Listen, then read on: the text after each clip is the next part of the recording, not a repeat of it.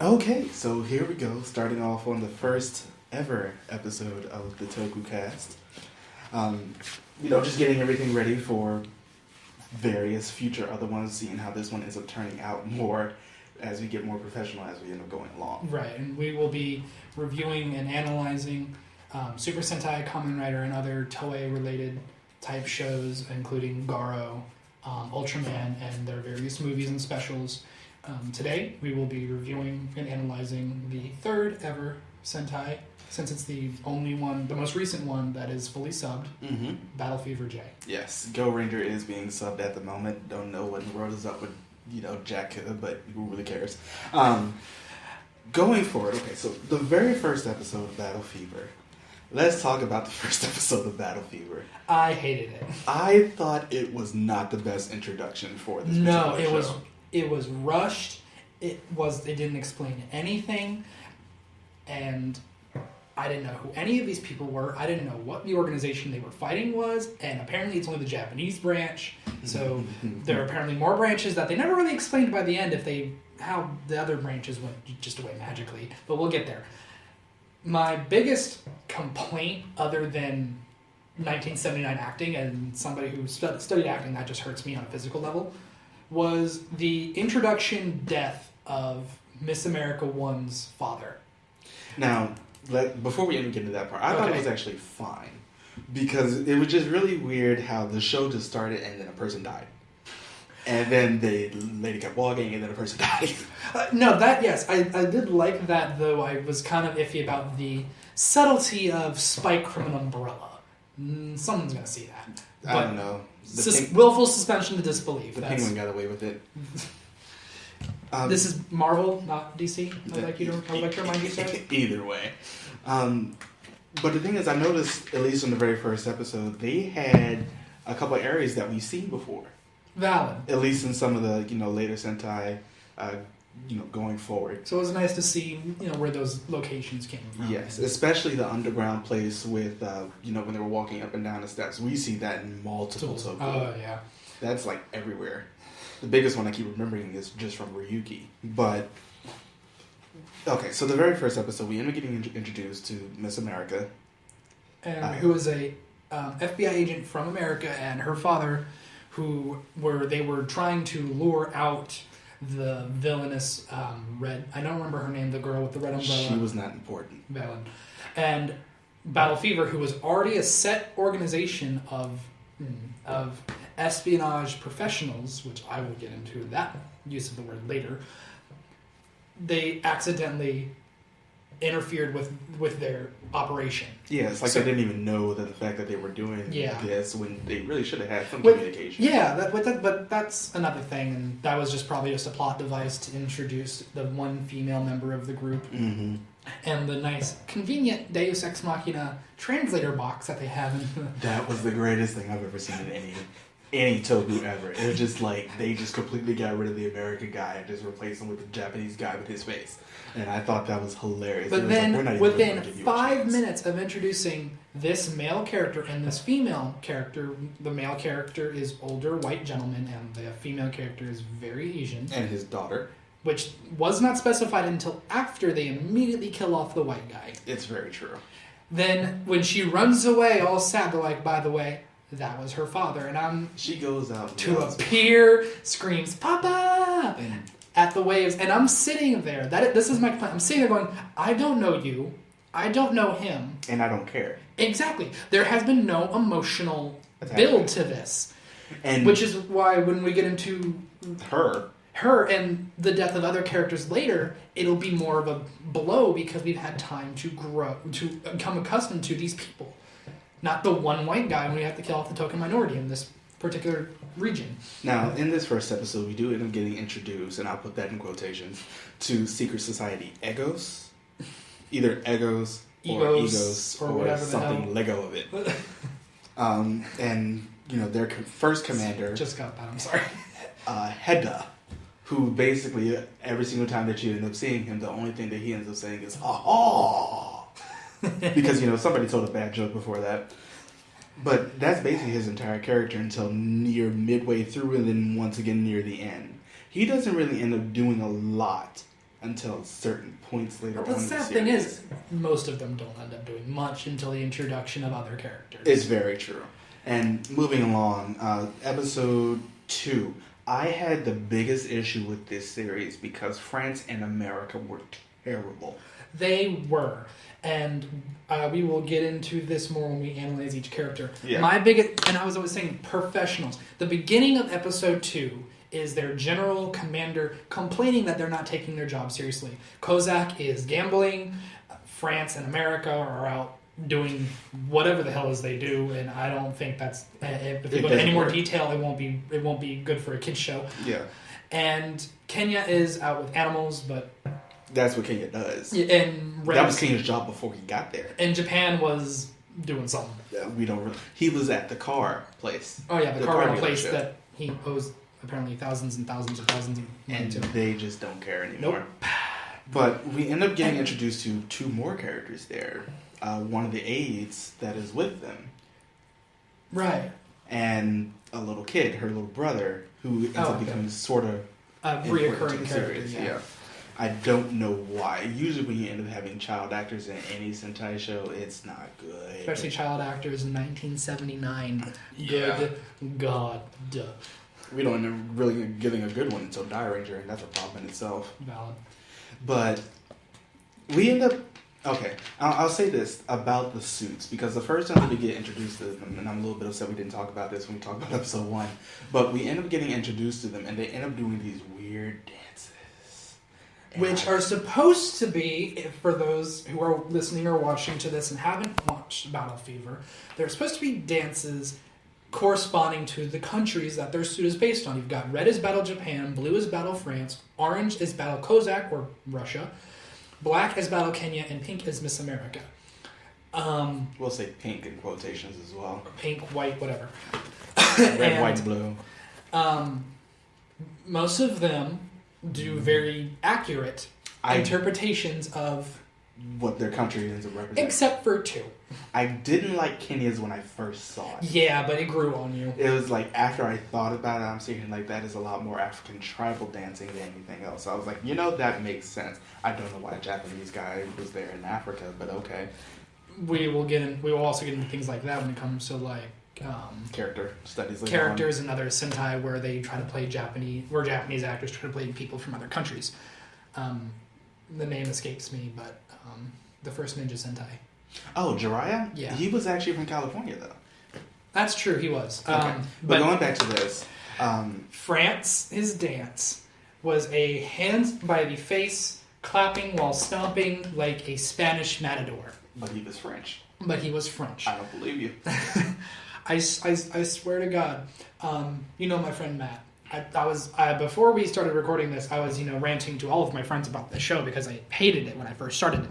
I was ranting about this, and you know what he said? Maybe it was a translation error, and I went, his weapon is a rapier, he is blue, and his insignia is the French flag, and he speaks French very, very poorly, but he speaks French. It's there. How did it go? Merci. He sounded so deep. It was like, I felt that in my soul when he first said it. I was not ready. Why? But why they decided to, and the worst thing is in the first episode when they dance it, they show them doing it in their little Battle Fever suits, and then they show the actors doing it as well in clothes to represent that dance for that country. And Battle France is wearing a matador suit with a fringe jacket, and it's awful. I thought that was amazing. It didn't make any sense though. It was they awful. Did not know what they were doing. It was so bad. Great. And America. I don't blame the dance because it sort of worked for the time period. That was basically just that lazy white boy just snap your fingers back and forth dance very slowly. Basically. But it worked for the character. It did. That grew on me. Let's talk about these suits. Miss America's suit is nightmare fuel. It is. When I first saw it, I felt like it was trying to rip out my soul. And I was like, I don't have enough of this left to give away. I honestly think all the other suits grew on me as the series Kenya went on. Was fine. I didn't like the fact that it had those weird cheek things. I mean, what are they, fangs for the... No, it was like he had like a concave in his cheeks. I think I remember what you're talking about. It was really weird. If I had to rank my favorite looks from top, I say Kenya looked the best. Just at a comparison. Really, I would have said Japan. Japan, I think, looks is second because I just feel like the colors that Kenya had just kind of went together. Yeah. And Japan just went so much white primarily. He really did, but so it's the white flag. Yeah, I know, and so that's why he was a close second. Mm-hmm. Cossack is third, France, and then America. I did not like France's outfit. Mainly because I just felt like his head was bigger than everybody else's. Yes. And I think it's because of the fact that his head was sort of, enclosed instead of having like some sort of oblong shape. And their shapes were supposed to be something like, I think Japan's was like supposed to be a sun because of Land of the Rising Sun. Mm-hmm. But I have no idea what the hell was going on with France's helmet there. I don't know. I think my biggest problem with France's outfit is the fact that, like you said with Japan's, it's just too white. Yeah. I'm sitting here like, why is there so much white on your outfit when you end up having multiple colors in your suit? Yeah, and it only incorporated two of them. Yeah, and but, America just looked crazy. But moving on, look Cossack was fine. Cossack was fine. My only complaint with Cossack was the fact that he was called Cossack. Yeah, it ends up being much more. In case you don't know, the Cossacks were like sort of royal knights of Russia at some point in time. And that's basically why they end up calling him Cossack instead of Russia, along with some other political things that were going on before and during this time with Russia. Because I would not have, I had to look it up to realize that his country was Russia, because I haven't really looked, I literally had just started watching and I hadn't really looked at the suit yet. I didn't notice the hammer and sickle on his chest. Big clue, by the way. But the suit and the fact that he was him and one other person is the only orange-colored Sentai before they introduced Toki Rogo in Rokugo, yeah, in 2014. Yeah. But okay, so moving on back to the actual series. Right. There was one part in episode 2 where France and America were out walking, and France was carrying all of her bags. Yep. And Japan, Cossack, and Kenya were chasing the bad guy. Or no, they were chasing a guy who, like, the car went insane or something. The bad guy makes the cars go insane. And they're running, they're on their bike chasing after this guy, and America and France are just walking, and next thing you know, France almost gets run over, and the bags end up dropping, and the guy goes and crashes into something and dies. Yeah. And then all you see is America's face going, "Oh no, my clothes!" And I'm sitting here like, "Lady, you are a federal agent." What? That's my biggest thing. These are highly trained agents in espionage and military, and they're busy. Apparently the world is in danger, and Cossack is playing pachinko. Yes. And France is trying to get laid, and Kenya is saving the animals, which Wild Noble.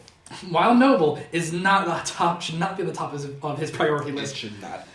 Though I can't remember what episode number it was. I do have a note about the. I think it was 3 or 4. We'll get there about the dojo that had been brainwashing people. The middle school girl who wished the other girl to die so she'd be the highest in the class. I was not ready for that. That girl died. Like, she died brutally. They pushed her off a school building. I was not. Though I had to laugh a little bit because her scream when she was dying. 1979 acting. It was great. I thought it was an amazing thing. But the moment in that episode where Kenya tries to give the girl a puppy, and she goes filthy and throws it off screen, and you hear the thing. I had a CinemaSins moment. I just wrote, "Little girls addicted to puppies." Basically, it was a lot of things that in the first couple of episodes, because you think they wouldn't end up having an episode like this until much later on in the series. After you end up knowing these characters a lot more. Yeah, exactly. So I felt like the pacing of that episode was just sort of The pacing of most of the show was kind of which was one of my biggest complaints. But we'll get into that during the overview. Later on, we can skip a few episodes because a lot of these episodes don't matter. My point. The robot. Oh my god, the robot's great. The robot has been alluded to for like a few episodes beforehand. Right, it was a big build-up, and I forgot that this was the first Sentai to have a mech.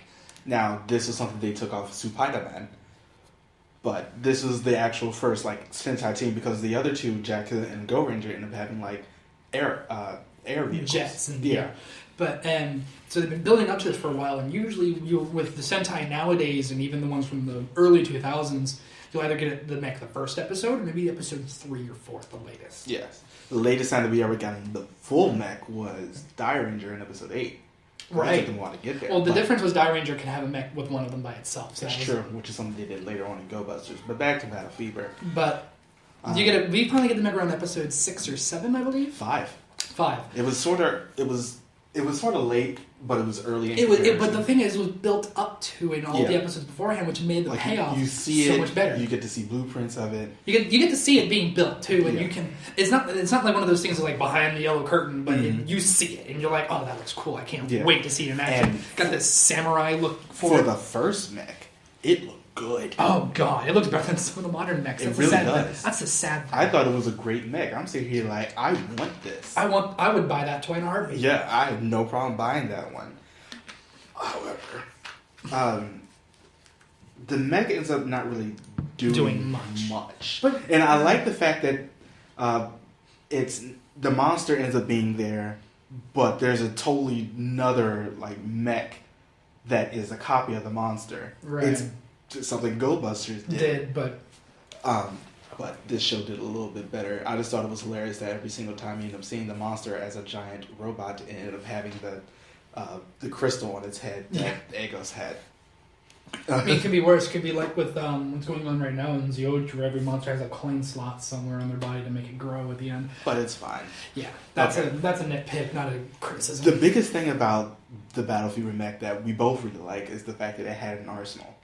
Yes, there were multiple weapon choices. With mechs nowadays, they have the one sword, the one weapon with the one finisher. Or they end up having a whole bunch of other auxiliary mechs. Yeah, this one had a spear, a shield, a sword, a trident, dual wield knives for its finisher for a majority of the series, an axe, which chains. It just kept getting more weapons like a samurai would have. It felt natural. It did. It didn't feel like somebody just gave them to them. Like these are something that they already had planned for before. Yeah, but with other things like their magic batons that they use in their suits when they're fighting the monster, that would just seem to like... That is constantly amazing. I was just like, where did these things come from? It just seemed to like, so we put 2 together and it can do this. We put 5 together for the finisher, but we don't tell you about them. Like, oh, no, there's a wall in front of us. Put 3 together. Wall blows up. I called them the Deus Ex batons because they just always had some trick up their sleeve to help them. That's very true. Alright, so the first thing that we end up seeing, the Mecha ends up using a cross fever finisher with the 2 knives. Which was great. Yeah. We don't end up getting another finisher until many episodes later. But going on, in episode 10, we end up finally getting introduced to something that hasn't happened before. Guess what that is? I'm trying to remember. God, episode 10.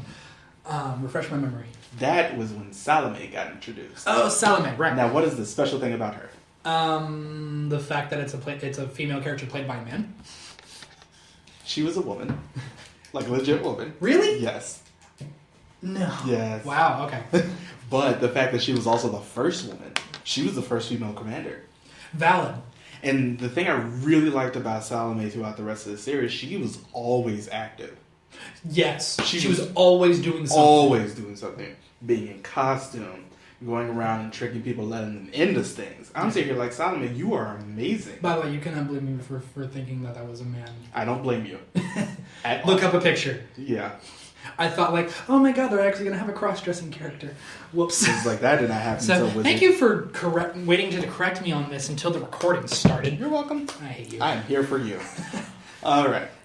So we end up seeing Salome, and not much ends up happening. Like the first time that you end up seeing her, she's a very strong woman, like legitimately strong. Literally the world's strongest woman, and you can tell, if I remember that, it was apparent that she had a past with the right-hand man of the villain. Yes. I believe she was a apprentice of his, who was in America at the time, before she ended up coming back over to Japan. Now, you end up seeing her the first time. She's a very strong woman, and she ends up coming up with a whole bunch of plans to really get things done, to get money, because they end up needing a lot of money to get the things, to build robots. Which most Sentai really don't go into. They're just like, because they're like magic beings, and we can summon these, and this is an organization, it's a cult, they need money. Yeah, and it's true. And the thing that I really like about this, and I noticed this about some of the earlier Toku series, like Kamen Rider and Go Ranger and Jakka, and some of the earlier ones, the mooks are people. Yeah, they are people in costumes. Yeah. And they are recruited, aren't they? So these are not your spawns of monsters, and so when or putties or something like that. Yeah, but if they get killed by one of these Sentai, they die. They are dead. They have families, and they are dead. Speaking of getting killed by one of these Sentai, because this happens a lot in this series, the fact that this Sentai uses actual guns. Yeah. They will take the bad guys' guns and shoot them. And and look at Miss America with her throwing knives. She's always getting the headshots on those as comedic as it is to see this. But they're still dead. Yeah, they're all. And these are people. And the fact that you had to take that into consideration, because a lot of the future Sentai refuse to do that. Because they'll refuse to do that, and they'll try to dehumanize the villains as much as possible. So it's not as bad when they blow up. Yeah. Now, moving on to the series, nothing really ends up happening for the next few episodes until episode 21. What's the special thing about 21, Matt? Again, I told you I wasn't going to be really good with the individual episodes. Which one was 21? That was or it might have been. Hold on, that was not episode 21. Oh, it was 24. Oh, you mean the? That was the last episode. So for America 1. Yep. When there was a vampire themed monster or something. Yes. And she became very injured and went back to America because she. Well, to start off, her sister ends up coming over here to come and see her, and then the Echoes ends up capturing her sister. They end up going and taking her away, and they basically bribe Miss America to go ahead and try to get her back. Now, we do want to point out something. A lot of the other characters have gotten focus episodes throughout the rest of the actual show. To develop their characters, and we get background and some things. How they joined Battle Fever, what they were doing beforehand, what makes them them. But Miss America did not. No. Now, the theory about this is the fact that her name is her character, Diane Martin. That's her actual actress's name. I feel like she was always doing something else at the time of filming. Yeah. So she was never actually there. And so they were just like, you're never here. And anytime that she did show up, it was really just to go into battle, and that was it. And by that point, she was already in costume. And by that point, if she's in costume, she's not needed on set. Yeah, so they're basically going to be getting rid of her this episode. This is her last episode. And she ends up passing her parole off to Marisa Nagisa, who was a great character. Oh my god, so much better. Mainly because she was there. Yeah. She was always very good in getting things done. She was active. Yes. And she ended up having a lot of focus episodes as well. I think, if anything, to make up for time. Because, you didn't really know this character beforehand. And you now have half the season to get to know her. Yeah, and she was a good character. She was always very active in doing things, getting things done, getting in costume for anything that needed to be done. I thought she was so active, and I always felt like she was always there. I was like, this is a female Sentai that I will just love forever. Because she made sure to do something. The only problem is that's one of the worst characters of the 5 replaced. We are still stuck with France. Yeah, it's true. He doesn't go away. And at some point, he has to really take on the second-in-command role. Japan is always the leader. Well, I don't know. Kenya sort of does that, but at the same time, he doesn't because he's too much of a joke character. He's too much of a joke character. He's too much of a grown-up child. And so we'll get to this particular point in the plot later. But he has to go into a more second-in-command role because the normal second-in-command is no longer there. Yes. But we will get there. Yes. Now, getting back to this.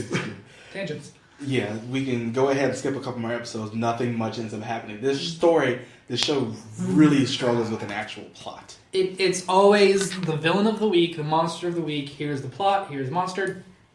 And that's a problem with a lot of early Sentai in general. Yeah, but at least some Sentai try to have the episodes connected to make it one coherent story. You can watch half of these episodes in any order you want. And you would still be correct. Yep. Now, moving on, I would talk about episode 30, but episode 30 was strictly for me. That was the episode where that starfish monster was trying to eat Kenya. That episode was strictly for me.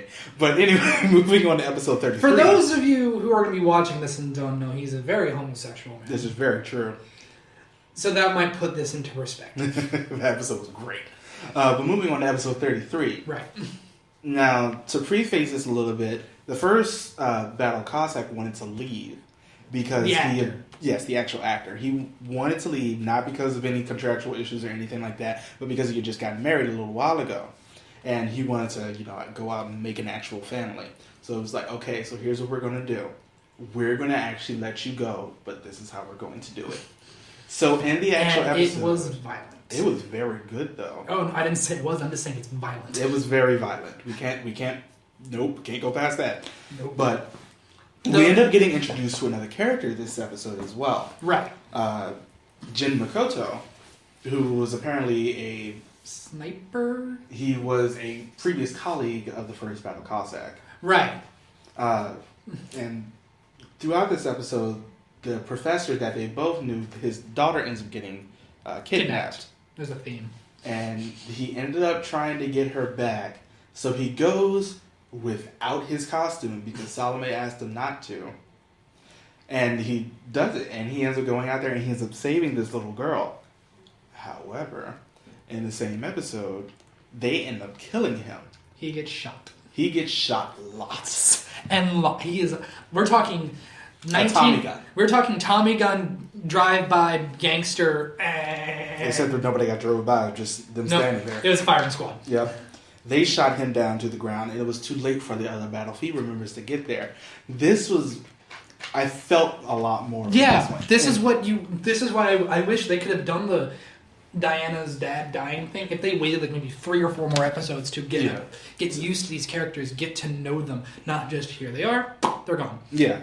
And the death of Cossack won. It was just... It was sort of painful. It hurt. Because I liked that character. He was very fun. He was, like, not as fun as... But we'll get into what I thought of the characters later. But it still hurt. This was episode 33, you said? Mm-hmm. 32 episodes of this guy. You see him over and over. You see him fight with the others. You see him laugh with the others. You see him live with the others. Gamble. Mm-hmm. Lots of pachinko. Jesus. Yeah. And all of a sudden...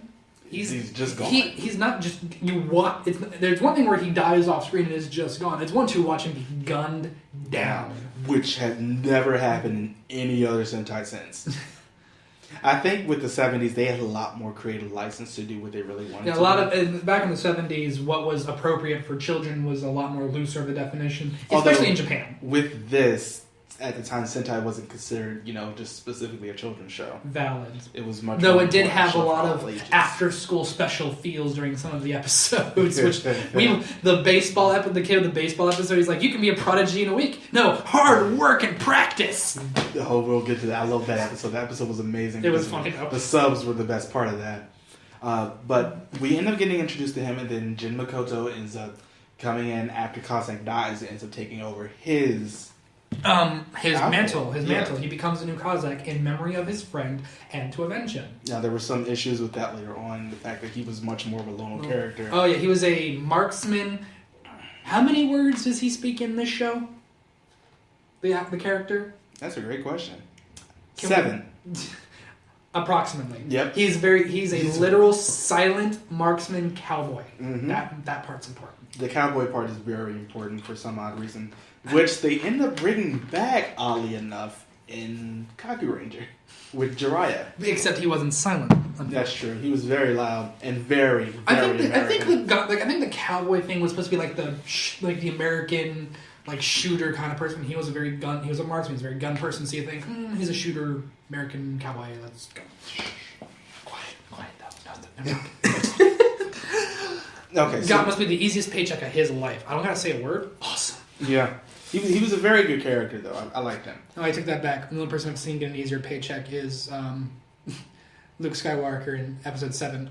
I'm on screen for 30 seconds. How much are you paying me? Yep. Yes. A lot. Okay, now we end up getting to the end of the series at this point, and the reason why we're skipping so much is because not a lot ends up happening in this show. It's very, again, you could rearrange the order of the episode. It's very episodic. Each episode is its own thing. Mm-hmm. They're not connected, except it's just the reoccurring characters of Battle Fever and it's reoccurring monsters. Now, one episode before the end of the show, this is the episode where Heather actually goes out and tries to fight the general who we haven't really mentioned much, but he's a lot more their mentor character. Yeah, he's the mentor. He's the token mentor, and he's also very strong. Oh yeah, he's the reason why the Battle Fever Robo ends up having their katana and like the finishing move, because it's his finishing move just as a giant robot. And actual lightning. Yeah, it works every single time. But Header ends up trying to lure out the general throughout the show. At least once, well, I won't say throughout the show, I'll say like twice. The first time it works, he lost. Header did. Mm-hmm. And then the second time, he keeps killing all these people that the general ends up knowing, like his old master, other people that he trained co-workers. with. Yeah, Header goes out and ends up murdering these people. Except for one case where one of them killed themselves. Yep. Suicide bombs. That hurt. Oh my god, that hurt. Especially because this is like, we have to go back. This was like episode like before 10.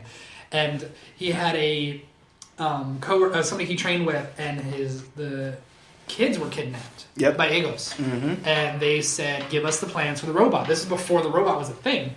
And at the end, to prevent Egos from getting their robot out, he blows himself up with dynamite. And which is really weird, because you don't end up seeing this as, a character that you only end up seeing once, but that felt like a little bit more of an attachment to, say, I don't know, Miss America 1 or something like that, because of the fact that he ended up doing a lot to make sure that nothing ends up happening. He was a memorable character. He did things. You knew he had a family. You knew he cared about them. You knew he would do anything to help them. His kids, who were adorable, by the way. Mm-hmm. And like when he goes to bring the trade in, they're like, kill them all.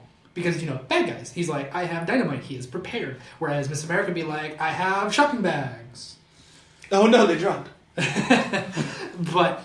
It's just sad how bad the writing was for this character. I'm assuming because maybe you're right, she wasn't there very often because of scheduling conflicts.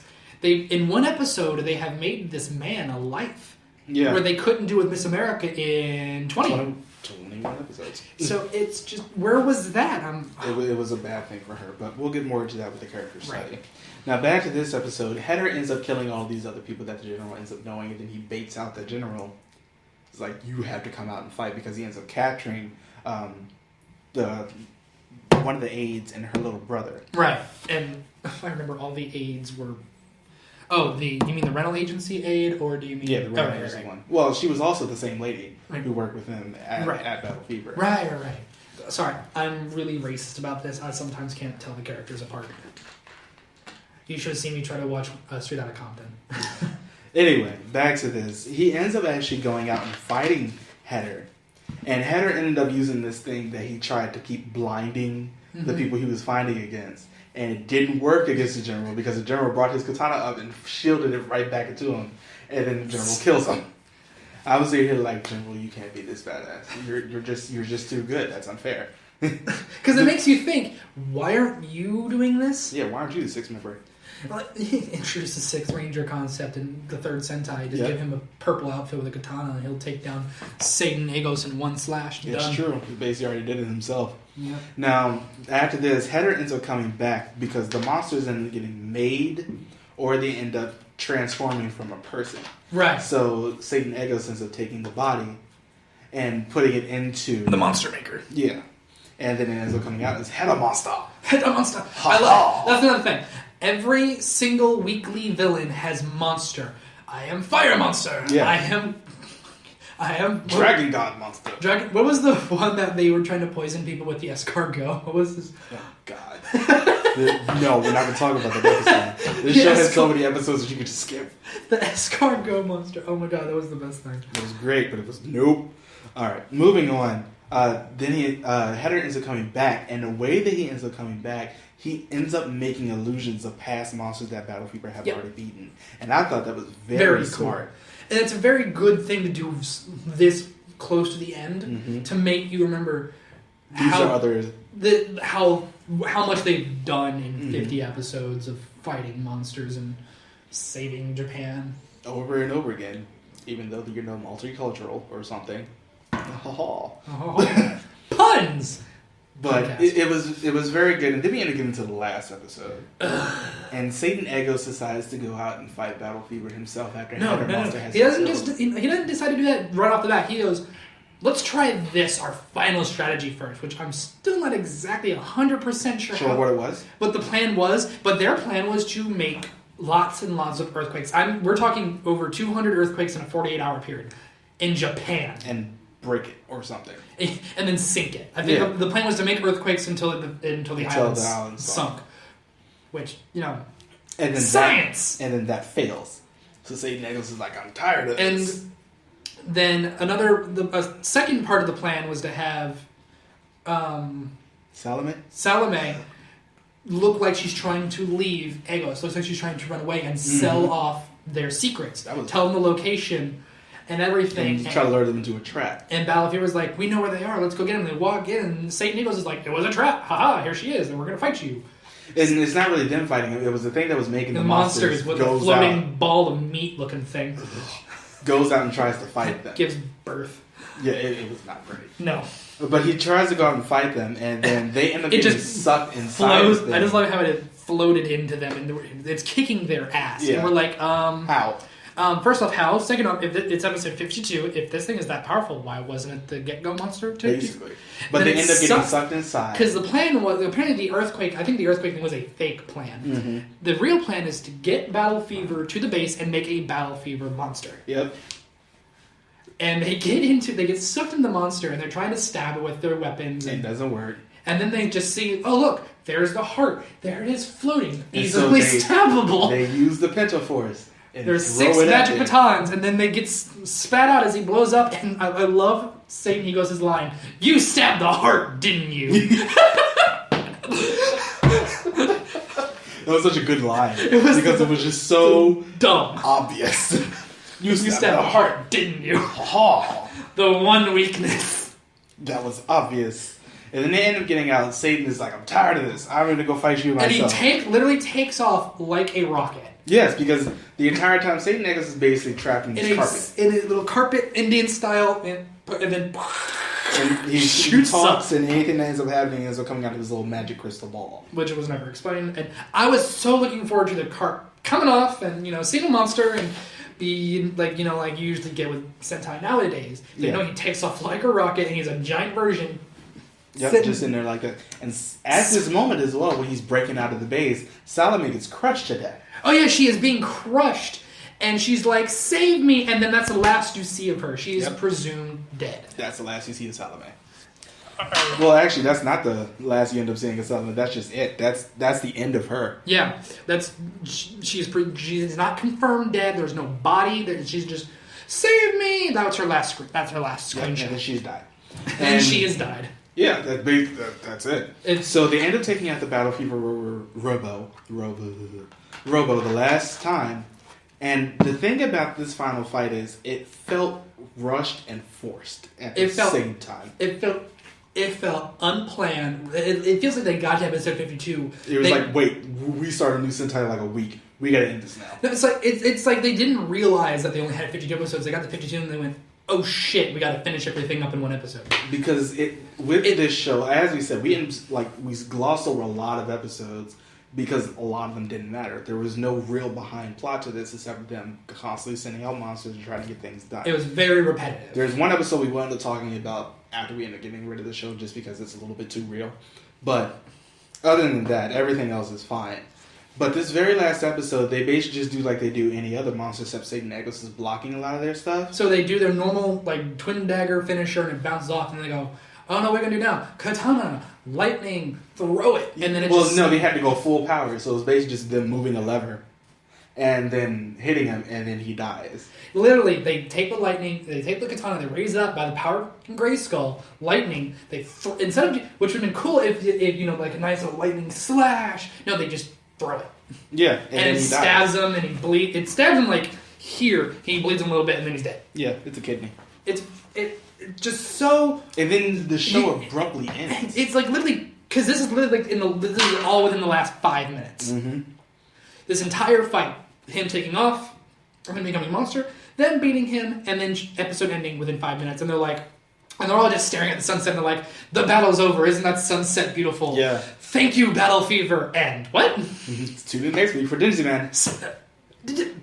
But that's not an ending. This that is show not an ending. had a very, very, very bad problem with its actual own the pacing of this show. It's a problem when you don't end up giving your villains a lot to do. No, besides make new monster and come up with this week's over convoluted bullshit plan, and then Battle Fever beats them. They don't target. They don't ever try to. Because this isn't one of those Sentai with a secret identity kind of aspect. I mean, for God's sakes, in the last episode, they're in their Battle Fever suits. 2 of them are in the rental car, and 3 of them on motorcycles. They're driving to the villain's base in the streets, like they're stopping at a red light.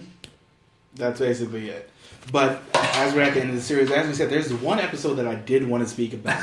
It was the episode with the fish monster, where this is where the episode got a little bit too real because they started using economics against itself. Yep, it was quite smart. It was extremely smart because they had the fish monster go out and stop all the boats from fishing anything, so the price of fish went up, and so they end up partnering with this fish guy.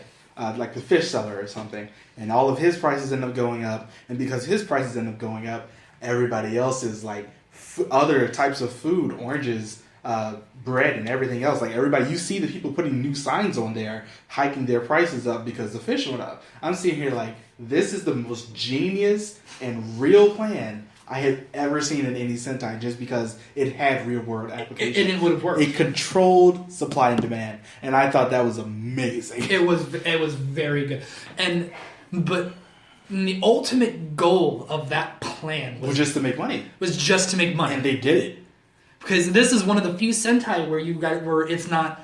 I can summon this. It was we are a cult and we need money. We have to make this. Yeah.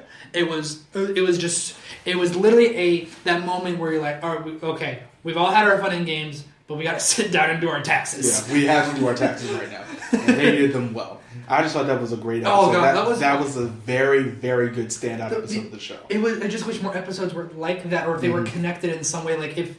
That money that they made or the prices that were inflated might have affected them later on in the show. Like, we would have been buying this extra part for the Zord, but the prices were still getting over that inflation. Yep. It would have been great, but... To see something like that in the actual show, but they didn't really like, when you start Battle Fever, you see 1979 TV show where it's just going to be nothing to it. Then you get that episode, and you're like, where's that show? Basically, I was like, I'll tell you where that show is. It's Spice and Wolf. But anyway, I want a show about taxes. No, wait, no, I really don't.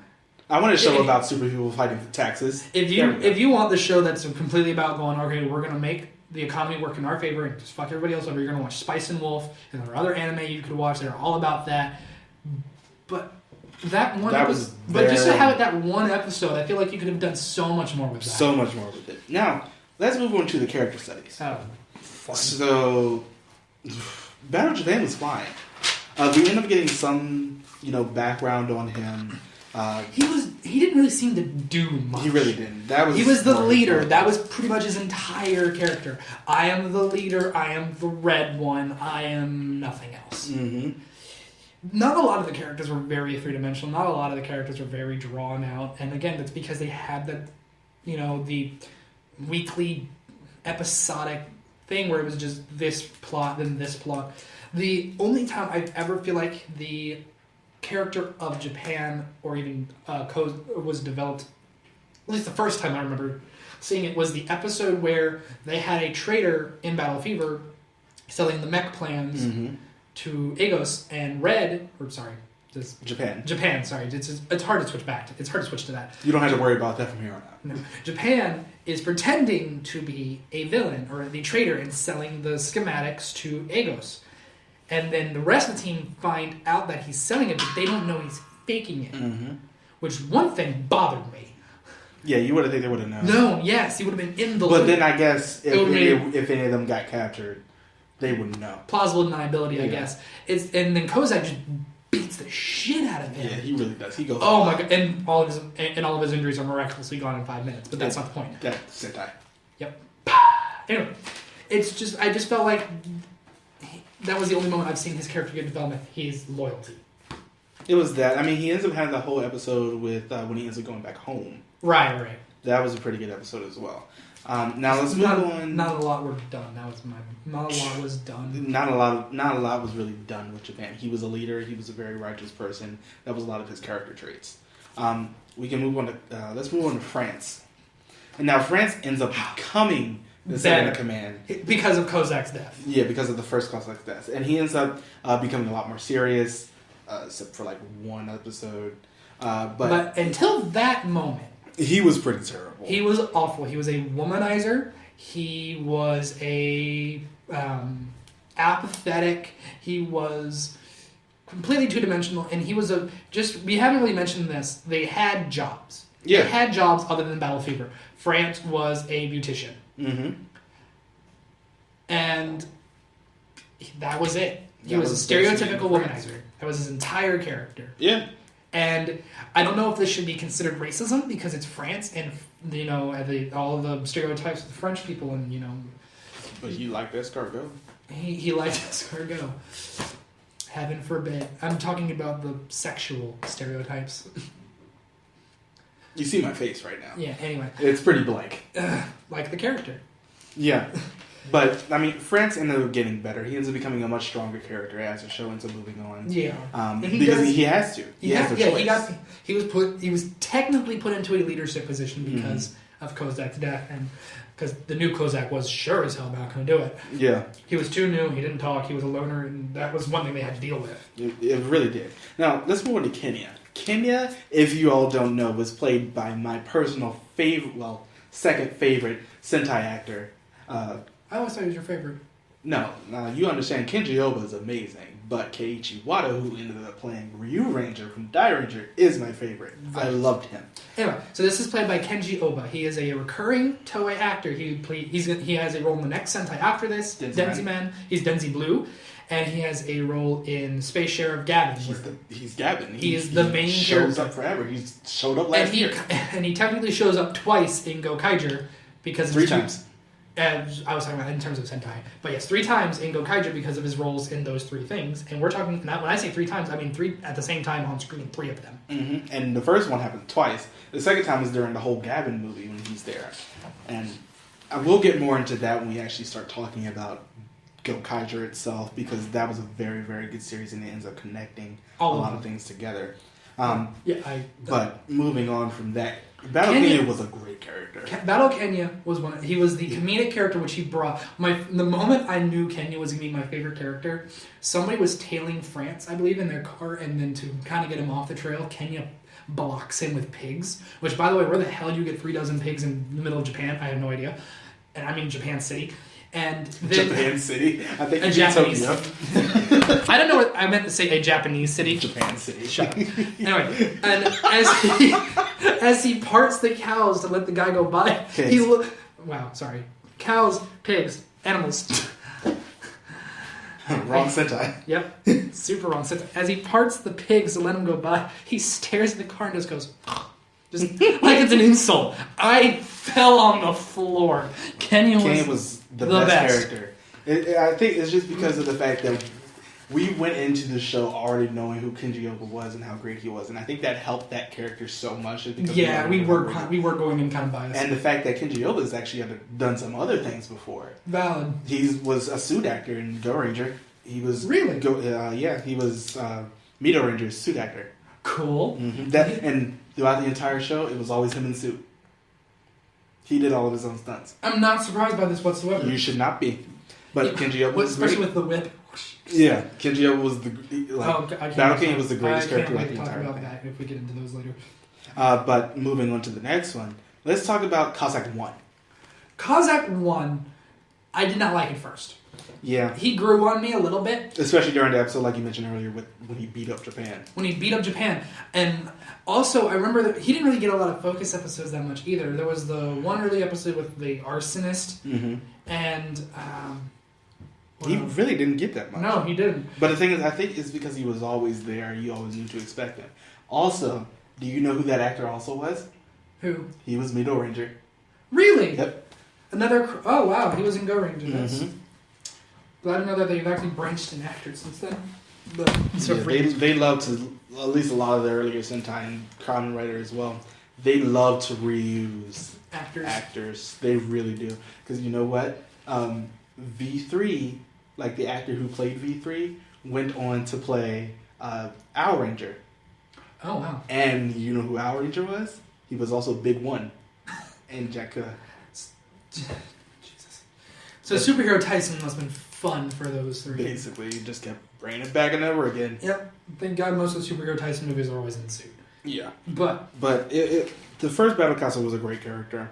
I felt like a lot of the show that he was in, every single time I saw him, I was like, he's always out there doing something. And that helps the character a lot when you can see them, even though they're not the main point of the episode. And we say this for any show. It doesn't matter what it is. Even if they're not the main point of the episode, as long as they're there, that helps give something to them. Yeah, because they'll have dialogue that'll either match or agree or disagree with another character's dialogue. There will be conflict. Or move the story forward. There will be characterization. Mm-hmm. That's why Miss America 1 was so awful. Because the only person she ever really interacted with was France. Yeah, and it was not a good thing when she did. And that's when we're in Miss America 1, and then we'll get to the replacements. Right. Miss America 1 was there, she left, that's it. Okay. The entire character.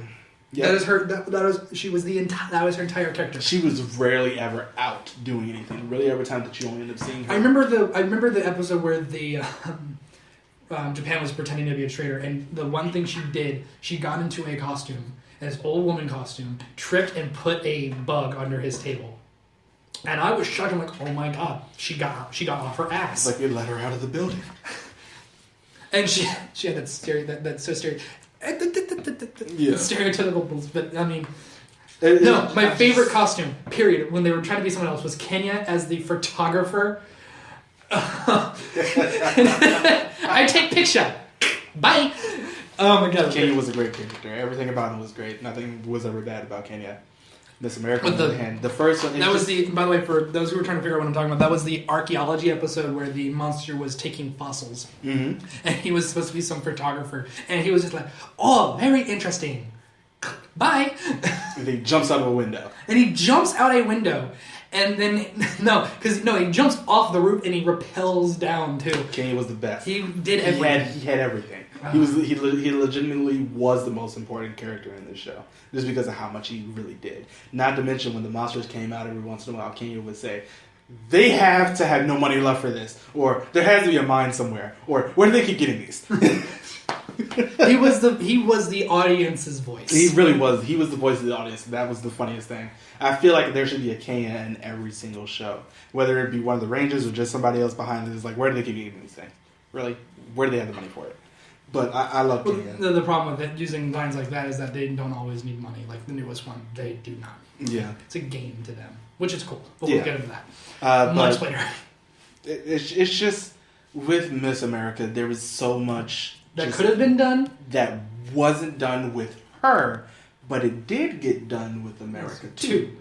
Thank God. Marisa Nagisa was a great character because of the fact that she refused to not do anything. She refused to not do anything. And I feel like the writers wrote her this way because they knew they were going to get off with somebody who didn't do anything. Yeah. So they kind of try to overcompensate. Not to a bad thing. Not as a bad thing. It always worked. She always ended up bringing something to the scene. She didn't ever feel forced. She was just a good character who was always there and ready to do whatever needed to be done to make sure that it goes to stop. And I loved her for that. Battle Cossack 2 was not the exact opposite, but because he was always there as well. He was always there, but he brought this new. He was the exact opposite of Cossack 1. Definitely, Cossack 1 had a big mouth. Yes, and he had no mouth. Which isn't a bad... I kind of wish he was Cossack 1. From the beginning, did we get the second one? Not in him the second one, or either or, because when you have somebody who's such a loner like that and doesn't talk, it brings this whole concept of you have to be a team. Like the Sentais have to be. It sort of breaks that. It breaks that when you're doing it in the middle, but if you do that at the beginning and then you build to a team, because they sort of rush into making him part of the team. Yeah. Because the second episode after the first, that also would have made if they switched it, had Cossack 2 be the first one and then killed him off. Mm-hmm. I might have been in tears. Yeah. Watching him be this loner, go to a team player, get to know everybody, get to actually enjoy everybody, and then they kill him, that would have been beautiful. Yeah. Oh my god. It might have been actually perfect there. Oh my But the second episode that you end up seeing him, like after the first Cossack's death, he ends up going off. He was like, I don't want to be part of any team or anything. I'm just going to go out and stop Egos myself. And I'm sitting here like, you guys, you can do whatever you want to, can't you? It's like, you just a badass. And I'm like, all right. It's kind of like what Kyoryuger did, where the 5 of them were like, we'll be a Sentai, but we have lives. Mm-hmm. And then they became a team. A team. And he was like Kyoryu Black at first. He was very, very loner, but... He was like, I don't know. France is more like black. But you know what I mean. Yeah. But he was very much so. It would have been so much better if they were switched. Mm-hmm. But I loved Cossack too. He was a very good character. He was very good. After he actually really started to grow into the team, although they did it fairly quickly because they only had about 19 episodes left at this point. Yeah, that was their biggest crunch. Yeah, that ended up being the biggest crunch. And like, I don't blame Cossack one for leaving. I really don't. He wanted to go start a family, and I was like, I'm perfectly okay with that. Go ahead and live your life. But it's just the fact that they sort of ended up rushing Cossack to a lot, which is much more of a problem. When actors and actresses have to leave a big show like this, it's always going to cause some problem. Except for that one Sentai, I can't remember the name, where they fired her because the actress was a bitch. 4. That was Bioman. Bioman. That was completely different because she was... I can't wait to talk about Bioman. We'll be talking about that, and actually fairly soon, because the next season that we'll be reviewing will be Sun Vulcan, and then we'll be moving on to Bioman. The next Sentai we'll be reviewing is Sun Vulcan. We will be doing Sentai Kamen Rider when we get there chronologically, Garo, and other shows. Right. If anything, we do know that V3 has been subbed. We'll try to watch that fairly soon. Yes, that's another thing. We will only be watching shows that are fully subbed so we can give a full, complete, and fair review. Mm-hmm. Now, the overall theme. The overall theme and concept. I thought the concept of bringing multiple countries together, good. Was fun. Especially when it has this, like, it brings this unification thought to the actual show. Where you can be like, if the world can, get over their problems and work together, we can accomplish amazing things. I feel like I kind of hope that was the thought process behind having country-themed members, and it's the only one to do that. Mm-hmm. Everything else is animals or numbers or whatever. But there were some concepts I thought were drew short. So they each have the baton as their weapon. Where does the baton go?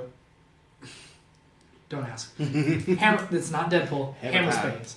Anyway, but they each can turn their baton into individual weapons. Japan has a spear. France has a rapier. Kenya has a whip. Cossack has sais. That was my problem. That was one complaint I had. Why does Battle Russia have sai? And then Miss America had throwing knives, which I also really didn't understand that either. It was fine. The only reason I think Battle Japan didn't get a sword was because France already did, and you really can't do any other French weapon. And there were already a lot of katanas in the actual show itself. Exactly, and Sentai won't really get a katana as a weapon until Sun Vulcan, I believe. I'm not really familiar. That Sun Vulcan. The next one. So, I had a personal bias complaint about Battle Japan not getting a sword only because I love katanas. How they look, how they work, and how effective they are, and it's Battle Japan.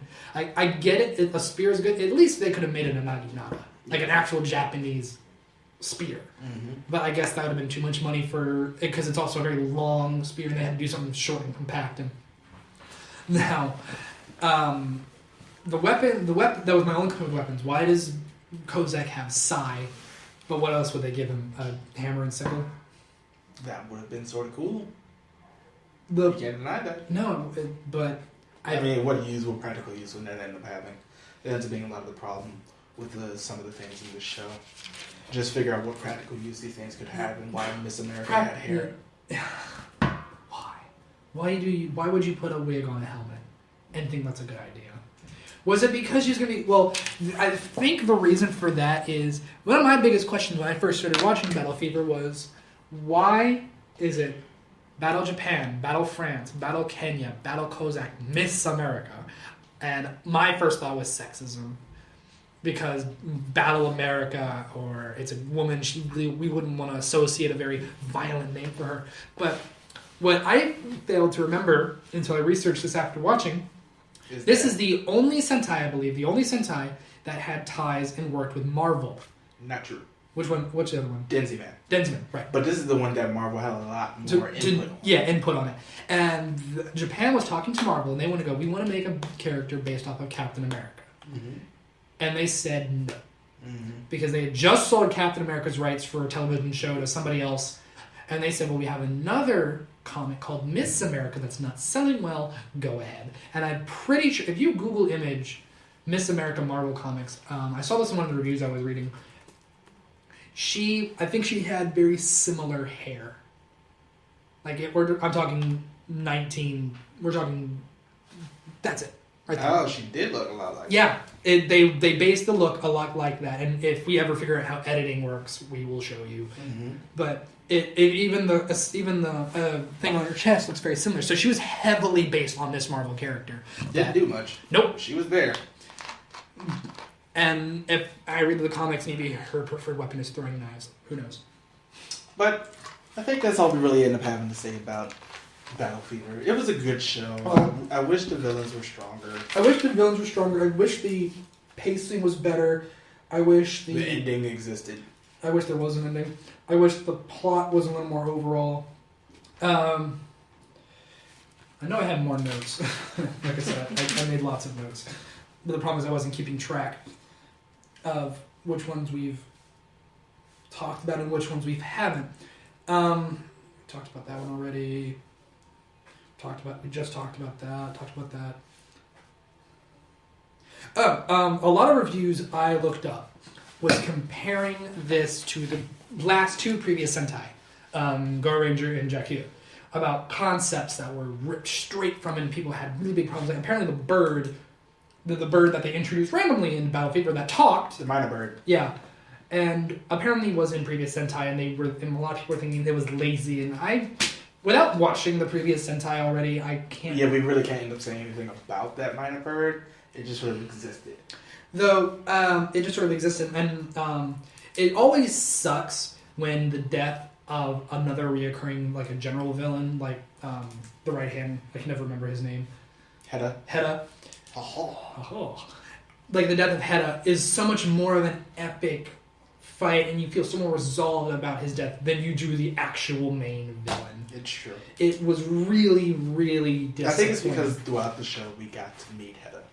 Right, and we didn't know exactly. Also, these are just some funny things that I noticed.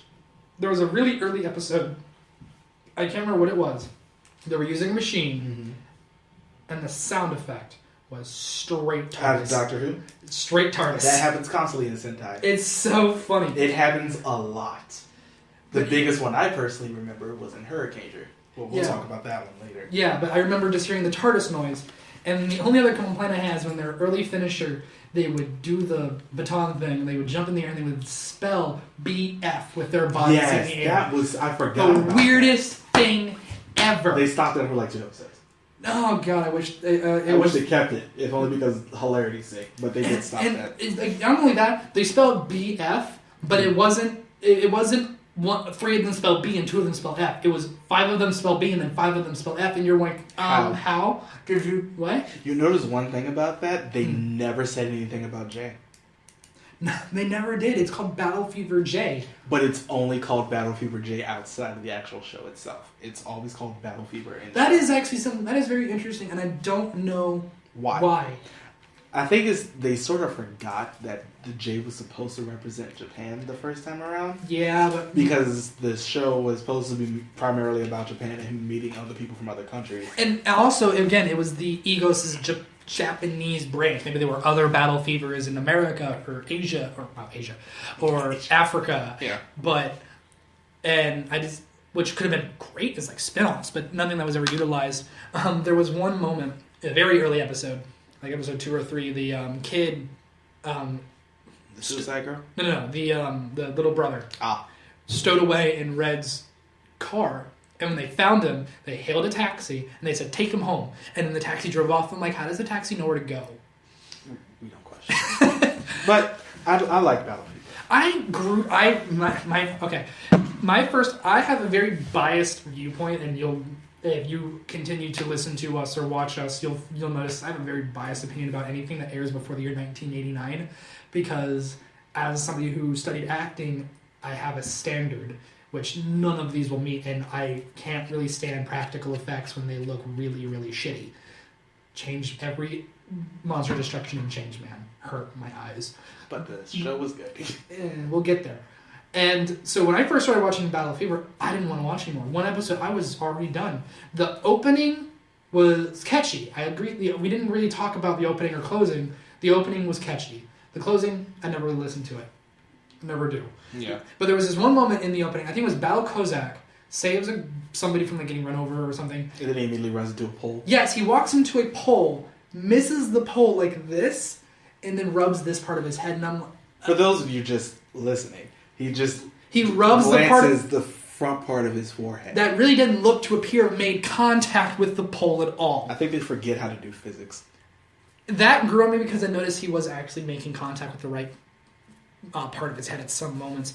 And I was already done. There was also one moment where I'm pretty sure this entire show was dubbed over in their own language. Like, they spoke the lines on set, but then they recorded them in the studio and then played the recording. It happens a lot more often than you think it would. I know, and that's sad. But when it's so obvious, like in the first episode, there was a moment where Japan is laughing, and I am talking a full mouth open ha ha ha. I remember laugh, that. and his teeth are closed and smiling, and you hear that laugh. I was done. I could not take another second of this show. It was amazing. But because I freaking had to, because of this podcast, and I'm pointing at all of our recording devices, I kept going, and it did get better. It did.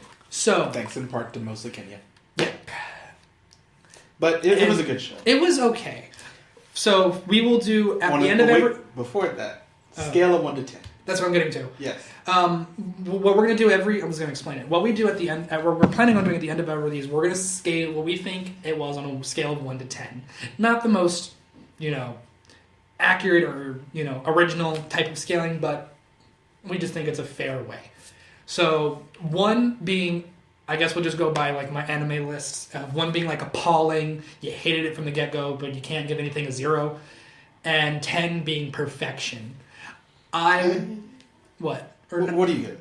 I would honestly say a 5. I give it a 6 Battle Kenyas. Was that a Buff Buddies reference? Mostly.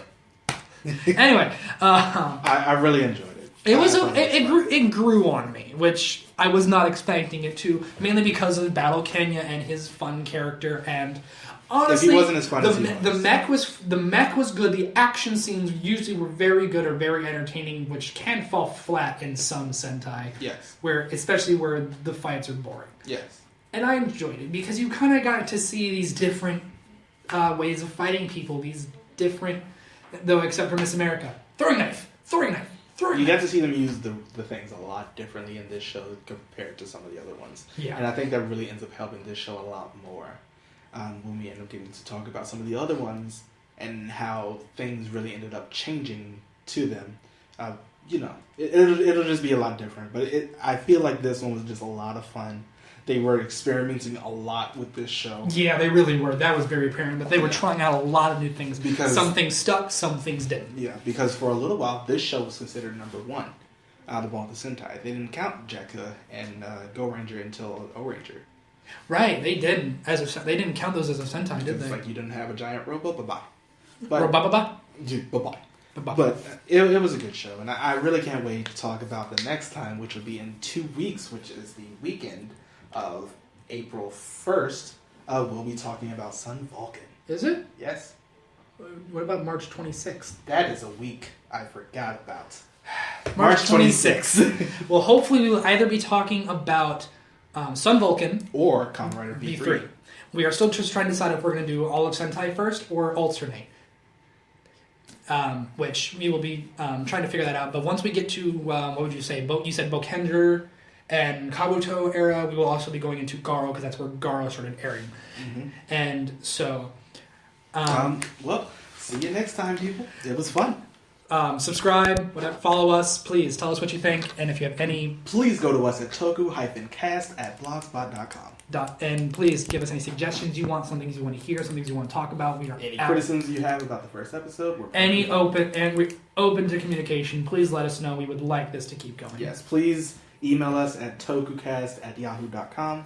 We will be posting this hopefully not on just the website, but hopefully eventually iTunes, YouTube, if YouTube will actually not take us down, because that's been fun recently. Oh, fair use. Oh, fair use. But anyway, we hope to hear from you guys. We hope to hear your thoughts about this, and we do plan on continuing, and thank you so much for listening. Bye-bye. Bye.